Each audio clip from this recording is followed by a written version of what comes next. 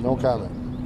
What sort of impact do you see it having the self-deportation, offering $1,000 now for new illegal immigrants to self-deport through the app? Well, I think you'll have some movement, right? Because I think people are finally getting the message. If you leave on your own, you can take advantage of legal programs, come back. But we have to go through the process of formally deporting you. There are mandatory bars against you for up to 20 years, sometimes forever. So, if you want to take advantage, come back as a worker, a tourist visa, a visitor's visa, a student visa, or have a U.S. citizen child if you have one, petition for you in the future.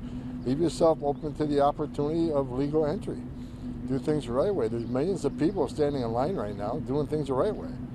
Taking the test, doing the background investigations, paying their fees. They're sitting in the back seat. While millions of people are allowed into this country under the Biden administration that simply don't qualify for asylum. Most of them will lose that asylum claim.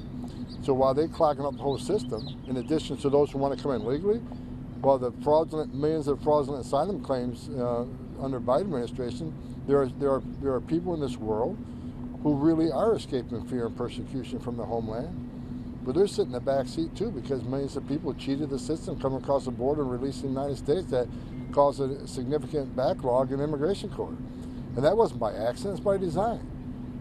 Let's just overwhelm the system. So it takes 5, 7, 9 years to go through the whole process.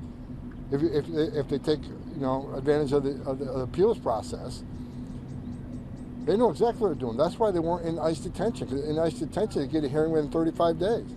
But if we release millions of the country, overwhelm the system so they don't get a hearing in 5, 7, 9 years, then maybe there's a Democrat administration in power.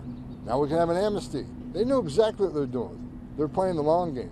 But we're going to beat them at it. We're going to ramp up interior enforcement operations and removals.